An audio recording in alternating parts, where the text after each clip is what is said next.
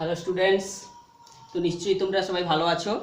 তো আমরা যেটা পড়াচ্ছিলাম অষ্টম শ্রেণীর আলো চ্যাপ্টারটা, তো সেটা আমরা আগের ক্লাসে কেবলমাত্র শুরু করেছিলাম এবং আমাদের যে ইন্ট্রোডাকশন ক্লাসে আমরা আলোচনা করেছি আমরা সপ্তম শ্রেণীতে আলোর বিষয়ে কি জেনেছিলাম সেইটার উপর আমরা একটা সংক্ষিপ্ত ভিডিও আমরা করেছিলাম। নিশ্চয়ই তোমরা সেটা সবাই দেখেছো। তো আজকে আমরা যে অষ্টম শ্রেণীর যে মূল বিষয়বস্তুতে আমরা ঢুকবো, যেখানে আমাদের শুরু রয়েছে যে প্রতিবিম্ব বিষয়টাকে নিয়ে আমাদের কিন্তু আলোচনা করতে হবে। তো এখন প্রতিবিম্ব বিষয়টা কিন্তু আমরা সবাই জানি। তো এখানে আমরা বিজ্ঞানে জানবো যে প্রতিবিম্বটা আলোর কোন ধর্মগুলোর উপর ভিত্তি করে তৈরি হচ্ছে, কিংবা প্রতিবিম্বের সংজ্ঞাটা কি, প্রতিবিম্বকে কোনোভাবে ভাগ করা যায় কিনা, সেইগুলো আমরা বাস্তবের উদাহরণগুলোর সাহায্যে কিন্তু সেগুলো যেমন বলবো তেমনিভাবে বিজ্ঞানগত সংজ্ঞাটাও আমরা জানব। তো আমরা সপ্তম শ্রেণীতে যেমনভাবে সমতল দর্পণে প্রতিবিম্বটার ব্যাপারে শুধু তথ্যগুলো জেনেছিলাম, এখানে আমরা হাতে নাতে পরীক্ষা করে সেই যে প্রতিবিম্বের কিছু বৈশিষ্ট্যগুলো আমরা যাচাই করব। সঙ্গে সঙ্গে যে একটা সমতল দর্পণ না, দুটো বা তিনটা সমতল দর্পণ, দুটো সমতল দর্পণকে বিশেষ করে নিয়ে তাদের মধ্যে বিভিন্ন পরিমাণে কোণ সৃষ্টি করে রাখলে আমরা কি রকমের প্রতিবিম্বের সংখ্যাগুলো পেয়ে থাকি সেই সমস্ত বিষয়গুলো আমরা পরপর আলোচনাটা করব। অর্থাৎ আলোচনার বিষয়বস্তু যেমন কি প্রতিবিম্বের বিষয় সংজ্ঞা হিসাবে আমরা জানব, তেমনি এর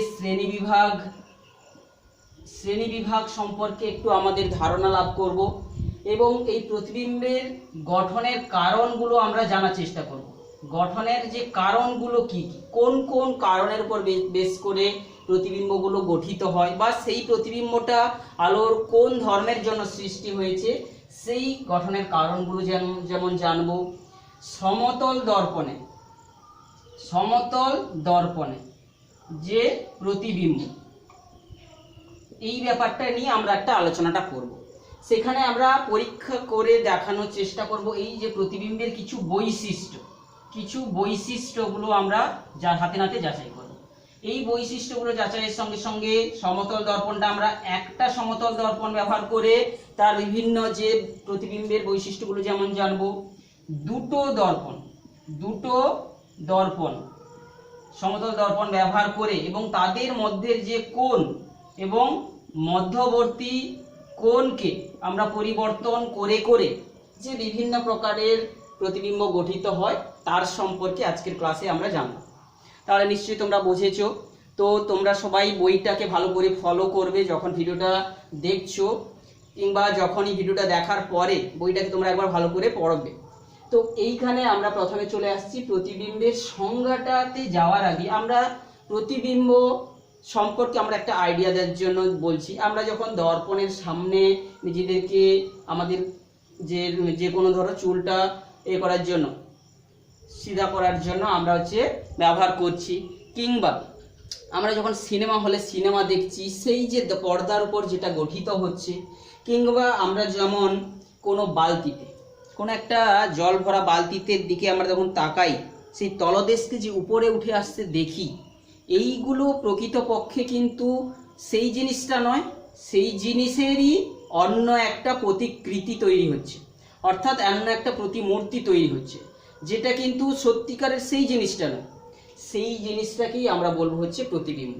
তাহলে আমরা যখনই কোনো জায়গা থেকে আলো কোনো বস্তু থেকে আসে, সেই আলোটা যদি তার প্রতিফলন ঘটে যায় কিংবা প্রতিসরণ ঘটে যায়, আমরা জানি তার অভিমুখ পরিবর্তন হয়, এবং অভিমুখ পরিবর্তন হয়ে এসে যদি আমাদের চোখে এসে পড়ে, আমাদের চোখ কিন্তু বাঁকাভাবে আর দেখতে পারবে না, আমাদের চোখ সোজাই দেখবে, এবং চোখের দৃষ্টিটা যখন সোজা পড়বে সেই যে বস্তুটা থেকে আলোগুলো এসে বাঁকাভাবে আমাদের চোখে পড়েছিল, আমরা যখন সোজাসুজি দেখব সেই বস্তুটাকে কিন্তু আমরা ওই জায়গাতে দেখব।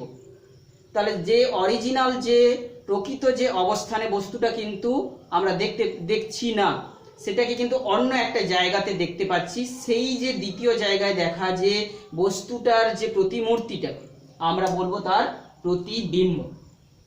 তো প্রতিবিম্বের সংজ্ঞাটা কি বলছে না, কোনো একটা উৎস থেকে আগত আলোক রশ্মিগুচ্ছ যখন প্রতিফলিত বা প্রতিসৃত হওয়ার পর, আমরা জানি প্রতিফলন বা প্রতিসরণ কোথায় ঘটবে, যখন দুটো মাধ্যমের সংযোগ স্থলে ঘটবে, সংযোগ যে তল তৈরি হবে সেই সংযোগ তলে গঠিত হবে, সেই তলে কিন্তু আলোক রশ্মির যে প্রতিফলন কিংবা প্রতিসরণ ঘটে যাবে। সেই প্রতিসৃত বা প্রতিফলিত রশ্মিগুলো যদি প্রতিফলিত হয়ে আমাদের চোখে এসে পৌঁছায়, আমরা যখন বস্তুটাকে যেই পজিশনে দেখছি সেটা কিন্তু প্রতিবিম্ব বলছি, অর্থাৎ সেই বস্তুটা নয় প্রকৃতপক্ষে, তার প্রতিবিম্বটাকে আমরা দেখছি। তো প্রতিবিম্বের এই শ্রেণী বিভাগে তাহলে আমরা বুঝতে পারছি যে এই যে প্রতিবিম্বের এবারে শ্রেণী বিভাগে চলে আসছে, তাহলে প্রতিবিম্বের সংজ্ঞাটা নিশ্চয়ই বোঝা গেল। আমরা তাহলে প্রতিবিম্ব শ্রেণী বিভাগে আমরা বোঝার চেষ্টা করছি, যখন আমরা ধরো সিনেমা হলে সিনেমা দেখতে গেছি, তাহলে সেখানে আমরা যখন সিনেমা দেখছি, ওই যে সিনেমা হলে যে দেখা যে দৃশ্যটা কিন্তু ওটা কিন্তু পর্দার উপরে ধরা যাচ্ছে, পর্দায় ওই ঘটনাটাকে ঘটতে আমরা দেখছি। তো ওই যে প্রতিবিম্বটা প্রকৃতপক্ষে সৎ প্রতিবিম্ব। তাহলে যে সমস্ত প্রতিবিম্ব সত্যিকারের পর্দায় ধরা যাচ্ছে সেটাকে আমরা বলবো সৎ প্রতিবিম্ব। আর যে সমস্ত প্রতিবিম্বগুলোকে আমরা পর্দায় ফেলতে পারি না, যেমন ভাবে আমরা যেমন দর্পণের সামনে আমাদেরকে নিজেদের মুখটাকে দেখছি, তাহলে দর্পণের পিছন পাশে যদি কোনো পর্দাকে ঝুলিয়ে রাখি, তাহলে কি সেই পর্দার উপরে কোনো আমার প্রতিবিম্বটা দেখা যাবে না।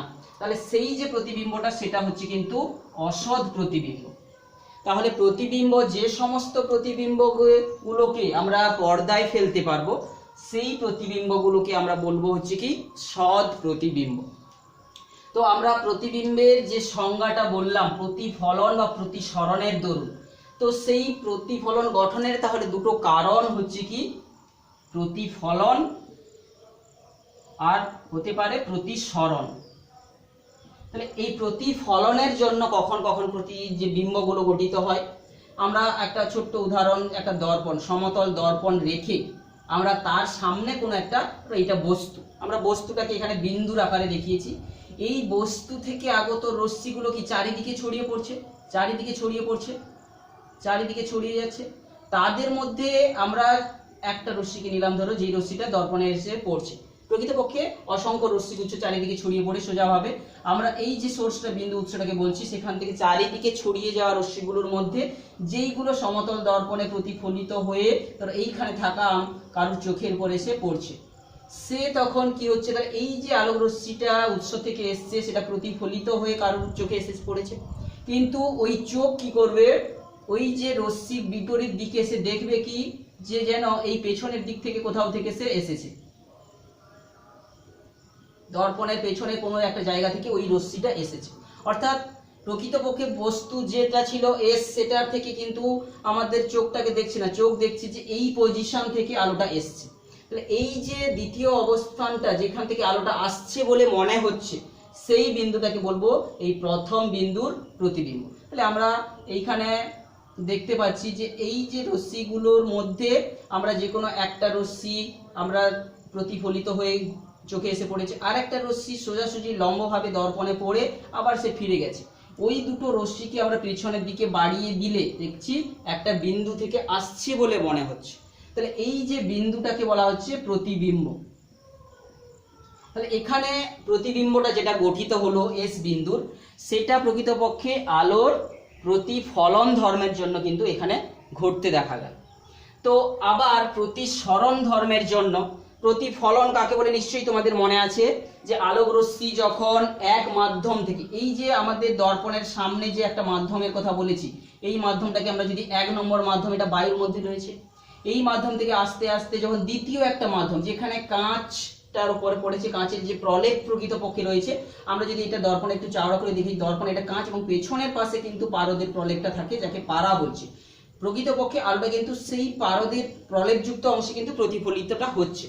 তো সেই অংশে প্রতিফলিত হয়ে দুই মাধ্যমের বিভেদ তল থেকে প্রতিফলিত হয়ে আবার ঘুরে আসছে, তাহলে আবার প্রথম মাধ্যমে আসছে, এটা প্রতিফলন। তাহলে এইখানে এটা আলোর প্রতিফলন ধর্মের জন্য হচ্ছে। তো আমাদের এই বিষয়টা স্পষ্ট করে আরো উঁচু ক্লাসে যখন উঠবো আমরা জানবো যে আলোর প্রতিফলনটা প্রকৃতপক্ষে কিন্তু যে ধাতব প্রলেপটা যেটা দেওয়া থাকছে সেই অংশে ঘটিত হচ্ছে। তো আমরা এখানে সিম্পল ওয়েতে আমরা শুধুমাত্র দর্পণটাকে এই একটা রেখা দিয়ে বুঝিয়ে দিচ্ছি, কিন্তু প্রকৃতপক্ষে কিন্তু আমরা জানবো যে প্রলেপ যুক্ত অংশে, পারদের প্রলেপ যুক্ত অংশে কিন্তু প্রতিফলনটা ঘটছে। তো সেটা আমাদের উঁচু ক্লাসে উঠলে আমরা জানতে পারবো, নিশ্চয়ই তোমরা ফিজিক্স নিয়ে যখন পড়বে তো সেটা ধারণা লাভ করবে। তো এই প্রতিবিম্ব যেটা তৈরি হচ্ছে এটা কোন ধর্মের জন্য? প্রতিফলন ধর্মের জন্য এটা হচ্ছে।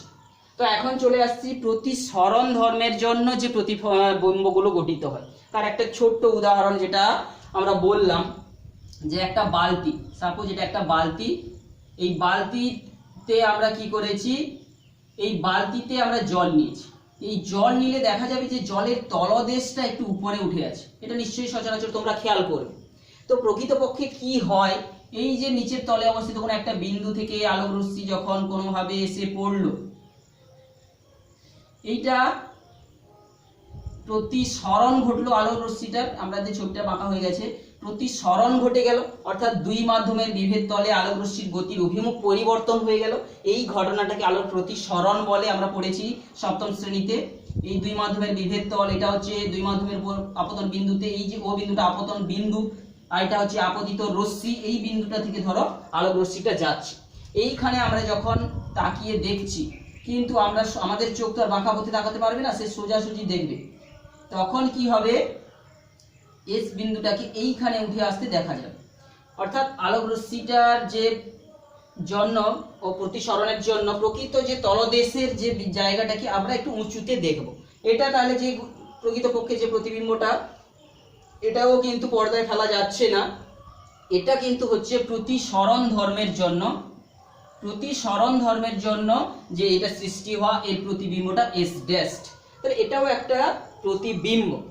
তো সদ্বিম্বের একটা আমরা ছোট্ট উদাহরণ দিই, যেখানে প্রতিসরণ ধর্মের জন্য কিন্তু ঘটে থাকে। আমরা যখন একটা লেন্সকে নিয়ে আমরা একটা সূর্যের সামনে ধরছি, এইখান থেকে সূর্য থেকে রশ্মিগুলো যেগুলো আসছে, সমান্তরাল আলোক রশ্মি গুচ্ছগুলো এসে আমরা যদি দেখি প্রতিসৃত হওয়ার পর একটা বিন্দুতে কিন্তু গোল হয়ে মিলিত হচ্ছে, একটা বিন্দুতে মিলিত হচ্ছে। তাহলে এই যে গোলাকৃতি অংশটা প্রকৃতপক্ষে কি বলতো, এই যে অসীম দূরত্বে আমাদের সূর্যটা রয়েছে, সেই সূর্য থেকে আগত যে রশ্মিগুলো, সমান্তরাল রশ্মিগুলো গঠিত হয়েছে, এটা সূর্যেরই প্রতিবিম্ব, সূর্যের প্রতিবিম্ব। তাহলে এই প্রতিবিম্বটাকে কিন্তু আমরা যদি একটা কাগজ রাখি, কাগজের উপর বা পর্দার উপর ফেলতে পাচ্ছি, তাহলে এই যে প্রতিবিম্বটা হচ্ছে, এটা কিন্তু একটা সদ প্রতিবিম্ব এবং এটা প্রতিসরণের জন্যই হচ্ছে। তো আলোক রশ্মি এখানে যে কাঁচ মাধ্যমে যেখানে প্রতিসৃত হয়ে আমরা এই যে বেঁকে গেছে মাধ্যমে, যে দুই মাধ্যমের সংযোগ স্তরে কিন্তু বেঁকে গেছে, তো এইটা হচ্ছে একটা সদ প্রতিবিম্বের যে উদাহরণ। তো প্রতিবিম্বের সংজ্ঞাটা আমরা বোঝার চেষ্টা করলাম, প্রতিবিম্বগুলো কোথায় কোথায় গঠিত হচ্ছে আমরা বুঝতে পারলাম, তাদের মধ্যে কোনগুলো প্রতিফলন ধর্মের জন্য হচ্ছে, কোনগুলো বা প্রতিসরণ ধর্মের জন্য হচ্ছে আমরা নিশ্চয়ই বুঝতে পারলাম। তো এখন আমাদের সিলেবাসে যে সমতল দর্পণে যে প্রতিবিম্বগুলো তৈরি হয় তার কতগুলো বৈশিষ্ট্য আমাদের আলোচনা করা রয়েছে, সেইগুলোকে এখন আমাদের জানতে হবে যে সেইগুলো কি। সমতল দর্পণে যে প্রতিবিম্বগুলো তৈরি হয়, আমরা যে ছবিটা প্রথম আঁকলাম, এটা যে সমতল দর্পণ, এর সামনে একটা বস্তু রাখলে, দর্পণের সামনে কোনো একটা বস্তু, বিন্দু উৎস আমরা রেখেছি এস, রাখলে আমরা বিন্দু দিয়েছি যাতে ছবিটা আঁকতে সুবিধা হয়। তো একটা যে রশ্মিটা লম্বভাবে পড়বে, সেই লম্বভাবে প্রতিফলিত হয়ে ঘুরে চলে যাবে, আর যে রশ্মিটা একটু কোণ করে পড়েছে সে কোণ করেই বেরিয়ে যাবে প্রতিফলনের নিয়ম মেনে। এই যদি দুই মাধ্যমের বিভেদ তলে অঙ্কিত আপতন বিন্দুতে লম্ব টানি, এই আপতন কোণ সমান প্রতিফলন কোণ হয়ে বেরিয়ে যাবে। তো এই যে রশ্মিগুলোকে আমরা আঁকার জন্য আমরা একটু ব্যাক ক্যালকুলেশন করে সমান দৈর্ঘ্যে একটা, এগুলো পেছনের দিকে যেহেতু আমরা অরিজিনালি আলোটা আসছে না, আমরা সেই জন্য এগুলোকে ডট ডট চিহ্ন দিয়ে কিন্তু আমরা দেখব। তাহলে এই যে বিন্দুটা যেখান থেকে প্রকৃতপক্ষে আলোটা আসছে বলে আমাদের চোখে মনে হচ্ছে, এটা কিন্তু প্রকৃতপক্ষে একটা অসৎ প্রতিবিম্ব। তো এই সমতল দর্পণে এই যে প্রতিবিম্বগুলো তৈরি হয় তার যে বৈশিষ্ট্যগুলো আমরা একটার পর একটা আলোচনাটা করেছিলাম সপ্তম শ্রেণীতে, নিশ্চয়ই মনে আছে। এক নম্বর কি, এইটা একটা কি প্রতিবিম্ব, এই প্রতিবিম্বটাকে কি পর্দায় ফেলা যাবে না, এটা পর্দায় ফেলা যাবে না, তাই এটা একটা অসৎ প্রতিবিম্ব, বোঝা গেছে। তো সমতল দর্পণে সৃষ্ট যে প্রতিবিম্বটা, প্রথমে চলে আসছে, এটা একটা অসৎ প্রতিবিম্ব। দ্বিতীয় নম্বর কি, এই প্রতিবিম্বটা যেটা গঠিত হয়েছে, এই দর্পণ থেকে তার দূরত্ব এবং দর্পণ থেকে বস্তু দূরত্ব এটা কিন্তু সমান হবে। অর্থাৎ এখানে আমি যদি একটা স্কেল রেখে স্কেলের কাছে ধরো এটা 10 সেন্টিমিটারের কাছে আমি পেন্সিলটা রেখেছি, তাহলে ছবিতে যখনই দেখবো প্রতিবিম্বতে আমরা কিন্তু 10 সেন্টিমিটার কাছেই পেনটা যে রাখা আছে প্রতিবিম্বতে আমরা দেখতে পাবো। অর্থাৎ কি, বস্তু থেকে প্রতিবিম্বের দূরত্ব, দ্বিতীয় নম্বর বৈশিষ্ট্য কি, প্রতিবিম্বের বৈশিষ্ট্য, প্রতিবিম্বের বৈশিষ্ট্য সমতল দর্পণে প্রতিবিম্ব না, বস্তু থেকে দর্পণের দূরত্ব, বস্তু দূরত্ব যাকে বলছি, বস্তু দূরত্ব, বস্তু থেকে দর্পণের দূরত্ব সমান প্রতিবিম্ব দূরত্ব। প্রতিবিম্ব দূরত্ব কথাটার মানে কি না, প্রতিবিম্ব থেকে দর্পণের দূরত্ব এই দুটো সমান হবে। এবং এখানে আমরা যদি বস্তুটাকে দর্পণের দিকে সরিয়ে আনি, প্রতিবিম্বটাও ঠিক তত দূর সরে আসবে। অর্থাৎ বস্তুকে সরিয়ে আনলে দর্পণের দিকে, প্রতিবিম্বও তার দিকে সরে আসবে। কিন্তু প্রথমে আমরা যদি দেখি বস্তুটাকে যদি 1 সেন্টিমিটার সরিয়ে আনি, ধরো এটা আমি সাপোজ 1 সেন্টিমিটার সরিয়ে এনেছি দর্পণের দিকে, তাহলে প্রতিবিম্বটাও কিন্তু সরে আসবে 1 সেন্টিমিটার। তাহলে আমরা প্রথম যখন যে দূরত্বটা যেটা ছিল, প্রথমে ধরো বলছিলাম এটা 10 সেন্টিমিটার দূরে ছিল, তাহলে এটাও 10 সেন্টিমিটার দূরে তৈরি হয়েছিল। তাহলে প্রথম ক্ষেত্রে বস্তু আর দর্পণের মধ্যে দূরত্ব কত ছিল, 10 + 10 20 সেন্টিমিটার। এখন বস্তুটাকে যদি 1 সেন্টিমিটার সরিয়ে আনি, তাহলে এখানে প্রতিবিম্বটাও 1 সেন্টিমিটার কমে আসবে। তাহলে বর্তমানে এই যে অবস্থান S1 অবস্থান আর এই যে S1 ড্যাশ অবস্থানের মধ্যে দূরত্ব কত হবে, অর্থাৎ প্রথমে যেখানে S ড্যাশ এর দূরত্ব ছিল 20 সেন্টিমিটার, 1 সেন্টিমিটার সরিয়ে আনার জন্য বর্তমানে S1 আর S ড্যাশ 1 এর মধ্যে দূরত্ব কত হয়ে যাচ্ছে না 18 হয়ে যাচ্ছে। কারণ কি, 1 কমে গেছে, এখান থেকে এটা 9, আবার এখান থেকে এটা 9, তাহলে 18 সেন্টিমিটার। তাহলে আমরা দেখতে পাচ্ছি বস্তুকে যদি 1 সেন্টিমিটার সরাই, তাহলে বস্তু আর দর্পণের, বস্তু আর প্রতিবিম্বের মধ্যে দূরত্বটা দ্বিগুণ কমে গেল। তাহলে কি বললাম, বস্তুকে যদি দর্পণের দিকে 1 সেন্টিমিটার সরাই বা একক দূরত্ব সরালে বস্তু এবং প্রতিবিম্বের মধ্যে দূরত্বটা কিন্তু দ্বিগুণ কমে গেল। তাহলে এটাও একটা বৈশিষ্ট্য। তৃতীয় নম্বর বৈশিষ্ট্য আমরা যদি দেখি, বস্তুগুলো কিন্তু সমশীর্ষক হবে।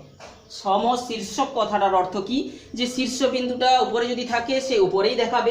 অর্থাৎ আমরা দর্পণের সামনে ধরো দাঁড়িয়ে গেলাম, দর্পণে দাঁড়িয়ে গেলে কি আমাদের মাথাটাকে নিচের দিকে কিংবা পাটাকে উপরের দিকে দেখাবে না, আমাদের শীর্ষবিন্দু যেভাবে মাথাটা উপরের দিকে আছে, মাথাটাকে দর্পণের উপরের দিকেই আমরা দেখব। এইটাকে বলা হচ্ছে সমশীর্ষক হবে। তাহলে সমশীর্ষক হবে। আর এটা তো একটা আমরা 4 নম্বর দিয়ে বলতে পারি যে বস্তুকে সরালে দর্পণের দিকে প্রতিবিম্ব আর বস্তুর দূরত্ব কিন্তু দ্বিগুণ হারে কমে যায়, এটা একটা বৈশিষ্ট্য।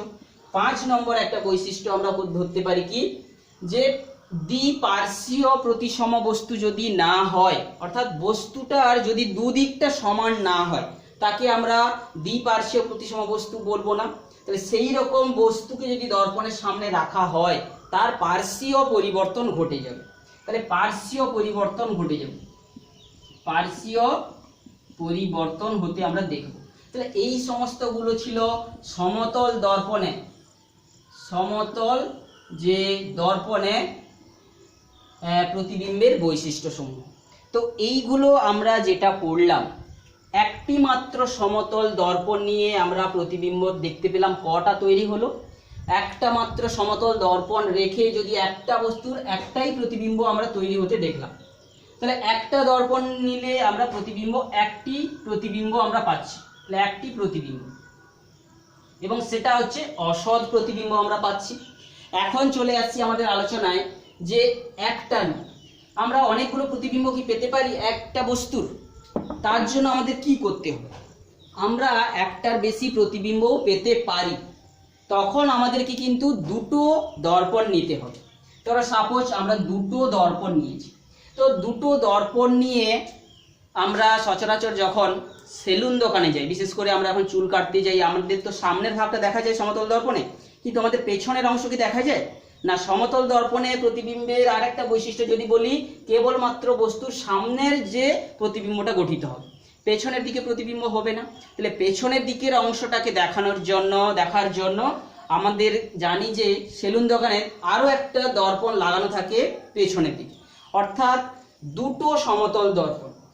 তাহলে আমরা একটি সমতল দর্পণের প্রতিবিম্ব জেনে নিলাম, এখন দুটো সমতল দর্পণ, দুটো সমতল দর্পণ যদি নিই এবং সেই দর্পণটাকে আমরা যদি বিভিন্নভাবে তাদেরকে কোণ করে বসাই এবং সেই কোণের মাঝে যদি বস্তু রাখি, তাহলে কিন্তু আমরা খেয়াল করে দেখব অনেকগুলো প্রতিবিম্ব আমরা হাতে নাতে করে দেখতে পারি। তোমরা বাড়িতেই এটা করতে পারো। দুটো দর্পণ জোগাড় করে দুটো দর্পণকে আমরা কোণ করে এইভাবে বসালাম, এটা একটা দর্পণ আর এইটা একটা দর্পণ। তাহলে দুটো দর্পণের সংযোগ স্থলের করে এভাবে একটা করেছি এবং মাঝখানে একটা বস্তু রেখেছি। তাহলে এইখানে বস্তু রাখলে আমরা কটা প্রতিবিম্ব দেখতে পাবো? তাহলে প্রতিবিম্ব গঠনের নিয়ম অনুযায়ী আমরা জানি সমতল দর্পণে যে প্রতিবিম্বর বৈশিষ্ট্যটা কি, দর্পণ থেকে বস্তুর দূরত্ব যা, দর্পণ থেকে প্রতিবিম্ব একটা পিছন পাশে তত দূরত্বে গঠিত হবে। এই যে বস্তুটা এখানে রেখেছি, এখান থেকে যদি এর উপর একটা অভিলম্ব টানি, তাহলে এর থেকে সমান দূরত্বে পেছন পাশে একটা প্রতিবিম্ব তৈরি হবে। এই বস্তুটার জন্য এই দর্পণের ক্ষেত্রে আবার এর উপরে যদি একটা আমরা লম্ব টেনে দেখি, এর একটা প্রতিবিম্ব এটা হবে। তাহলে এই যে এস বস্তুটা, এইগুলো আমরা রেখাটা বোঝাচ্ছি ছবিটা আঁকার সুবিধার্থে। তাহলে এস বস্তুটা ধরো এটা M1 দর্পণ, এটা হচ্ছে M2 দর্পণ। তাহলে M1 দর্পণের জন্য এস প্রতিবিম্বের একটা প্রতিবিম্ব তৈরি হলো S1। এস বস্তুর প্রতিবিম্ব ধরো M2 দর্পণের জন্য তৈরি হলো S2। এখন এই S2 প্রতিবিম্বটা যদি এই দর্পণের উপর আবার একটা বস্তু হিসাবে কাজ করে, সেও কিন্তু ঠিক তার পেছনের দিকে একটা প্রতিবিম্ব তৈরি করবে। ঠিক এইরকম এই যে বর্ধিত দর্পণের বড়, এগুলো বর্ধিত দর্পণের সঙ্গে কাজ করে এই দর্পণের বড় এখানে একটা প্রতিবিম্ব তৈরি করতে পারে, অর্থাৎ সমান দূরত্বে এখান থেকে সমান দূরত্বে একটা প্রতিবিম্ব তৈরি হবে। এইভাবে আমরা দেখতে পাবো যে S3, S4 আরো অনেক প্রতিবিম্ব এখানে তৈরি হয়ে যাবে। তো দুটো সমতল দর্পণকে নিয়ে তাদের মধ্যে বিভিন্ন কোণ করলে কতগুলো প্রতিবিম্ব তৈরি হবে আমরা হাতে নাতে যদি করি। ধরো আমরা প্রথম একটা সহজ উদাহরণ বলছি, 90 ডিগ্রি কোণে আমরা যদি দুটো দর্পণকে রাখি, দুটো সমতল দর্পণ নিলাম এবং এদের মধ্যবর্তী কোণ কত করলাম? 90 ডিগ্রি। এখন এই 90 ডিগ্রি করে যদি এদের মাঝে একটা বস্তু রাখি, এখানে কটা প্রতিবিম্ব আমরা দেখতে পাবো? এখানে কিন্তু আমরা ঠিক করে হিসাব করে দেখলে 3টা প্রতিবিম্ব কিন্তু আমরা দেখতে পাবো। আমরা যদি একটা বৃত্ত আঁকি, সেই বৃত্তের 3টা পজিশনে 3টা প্রতিবিম্ব আমরা দেখতে পাবো। তো কি করে এই 3টা প্রতিবিম্বটা তৈরি হচ্ছে না, যে এস বস্তুটা আমরা এখানে নিয়েছি, সেই এস বস্তুটা ধরো M1 দর্পণের পিছন পাশে এখানে একটা প্রতিবিম্ব তৈরি করে, S2 প্রতিবিম্ব, ধরো S1 প্রতিবিম্ব। আবার এই এসটা এই M2 দর্পণে কি করলো? আর একটা প্রতিবিম্ব তৈরি করলো, ধরো S2। তো এখন এই প্রতিবিম্বটা এর বর্ধিত প্রতিবিম্বের জন্য কিন্তু যে পজিশনে তৈরি হবে, এর জন্য সেম পজিশনে তৈরি হবে। এইভাবে 3টা প্রতিবিম্ব কিন্তু সমতল দর্পণ দুটোকে 90 ডিগ্রি অ্যাঙ্গেল করে রাখলে তৈরি হবে। অর্থাৎ এই যে বস্তুটা এই দর্পণের ক্ষেত্রে বস্তু হিসাবে কাজ করে সমান দূরত্বে পিছন পাশে তৈরি হলো এই প্রতিবিম্বটা, আবার এই বস্তু হিসাবে কাজ করে এই দর্পণের জন্য এর সমান দূরত্বে পিছন পাশে তৈরি হলো, আবার এইটা বস্তু হিসাবে কাজ করবে, এইটা একটা বস্তু হিসাবে কাজ করবে এই বর্ধিত দর্পণগুলোর উপর, এইটা একটা তৃতীয় প্রতিবিম্ব তৈরি হবে। ঠিক সেই রকম দুটো সমতল দর্পণকে আমরা যদি 60 ডিগ্রি কোণে রাখি, আমরা বাস্তবে কতগুলো হচ্ছে আমরা দেখতে পাবো। তো এইগুলো বিভিন্ন কোণে রাখলে প্রতিবিম্বের সংখ্যা কিন্তু আরো অনেক বেড়ে যাবে। তো কটি প্রতিবিম্ব তৈরি হবে, সেই প্রতিবিম্ব তৈরি হওয়ার সংখ্যা একটা সূত্র সাহায্যে আমরা কিন্তু পেতে পারি। সেই মানটা কত? 360/θ-1। দুটো দর্পণের মধ্যের কোণ যদি থিটা বলি, ধরো এই কোণটা সাপোজ বলছি আমি থিটা কোণ করেছি, তাহলে এই দুটো কোণের মধ্যবর্তী কোণ থিটা করে মাঝে যদি একটা বস্তু রাখি, এই বস্তুটার কটা প্রতিবিম্ব তৈরি হবে না, 360কে থিটা কোণ দিয়ে ভাগ করতে হবে এবং তা থেকে 1 বিয়োগ করলে জড়টা যেই সংখ্যাটা পাবো তটা প্রতিবিম্বই তৈরি হবে। তো এক্ষেত্রে এই সূত্রটা আমরা এটার ক্ষেত্রে প্রয়োগ করে যদি দেখি, যে 90 ডিগ্রি কোণ যখন করেছিলাম, 90 ডিগ্রি মানটা যদি এই 360 ভাজিত 90 করলে কত হয়? 9 4 36, 4 পাবো। 4 থেকে 1 বিয়োগ করলে কত পাবো? 3 পাবো। তাহলে এই 90 ডিগ্রি করলে আমরা কটি পাবো না, 360 ভাজিত 90 - 1 সমান 4 - 1 সমান 3। তাহলে এই সূত্র থেকে আমার মিলে যাচ্ছে। যদি আমরা এটাকে থিটাটাকে আমরা যদি বলছি 30 ডিগ্রি কোণ করি, দুটো দর্পণকে মধ্যবর্তী কোণ আমরা 30 ডিগ্রি করলাম, তাহলে এখন এদের মধ্যে কটা প্রতিবিম্ব তৈরি হবে? না এক্ষেত্রে প্রতিবিম্বের সংখ্যা তাহলে কত হবে, না প্রতিবিম্বের সংখ্যা যদি n1 বলি তাহলে কত হবে 360 ভাজিতক 30 - 1, 360 কে 30 দিয়ে ভাগ করলে কত 12, 12 - 1 সমান 11টা প্রতিবিম্ব আমরা এখানে পাবো। সেগুলো কিন্তু একটা বৃত্তের উপরই কিন্তু গঠিত হবে। তো এইভাবে আমরা কিন্তু দুটো দর্পণ ব্যবহার করে আমরা দেখতে পাচ্ছি প্রতিবিম্বের সংখ্যা কিন্তু আমরা বাড়াতে পারছি বিভিন্ন কোণ নিয়ে। এখন দুটো দর্পণের মাঝের কোণ যদি 0 ডিগ্রি করে দিই, অর্থাৎ কি 0 ডিগ্রি করে দেওয়ার মানে কি, দুটো দর্পণ যদি পরস্পর সমান্তরাল হয় তখন কি হবে, কটা প্রতিবিম্ব তৈরি হবে। এই সূত্রে 0 বসালে আমরা কি পাবো 360 ভাজিতক 0, মানে এটা একটা অসীম অসংখ্য সংখ্যা পাবো। তো দুটো দর্পণকে সমান্তরাল করে বসালে আমরা কটা প্রতিবিম্ব পাবো, তাহলে দুটো দর্পণকে যদি সমান্তরাল করে বসাই দেখবো কি অসংখ্য প্রতিবিম্ব কিন্তু আমরা পাবো। আমরা এই অভিজ্ঞতাটা আমাদের রয়েছে, আমরা যখন সেলুন দোকানে বসে চুল কাটি, দুটো সমান্তরাল দর্পণের মাঝে বসে থাকি, তখন আমরা দেখি কি আমরা যেন অনেকগুলো আমি বসে আছি দেখতে পাচ্ছি। অর্থাৎ কি সেক্ষেত্রে কিন্তু দুটো সমান্তরাল দর্পণের মাঝে একটা বস্তু রাখলে তার প্রতিবিম্ব কটা গঠিত হবে। আমরা ধরো এই একটা বস্তু এস বললাম, এইটা একটা দর্পণ M1, আর একটা দর্পণ কোনটা নিয়েছি এটা বলছি M2। তো এখন এই এস বস্তুটা আমরা একটা রেখা টেনে দিয়েছি যাতে করে আঁকতে আমাদের সুবিধাটা হয়। তো এই বস্তুর জন্য এই দর্পণ কি করবে, সমান দূরত্বে তার পেছনে একটা প্রতিবিম্ব S1 তৈরি করবে। এই দর্পণটাও কি করবে, এই এস বস্তুর জন্য তার সমান দূরত্বে পেছন পাশে ধরো S2 একটা প্রতিবিম্ব তৈরি করবে। এখন এই দর্পণটা M1 দর্পণের সামনে S2 যে প্রতিবিম্বটা হয়েছিল এটা একটা বস্তু হিসাবে কাজ করে ঠিক তার পেছন পাশে আরো একটা প্রতিবিম্ব সে তৈরি করে ফেলবে S3।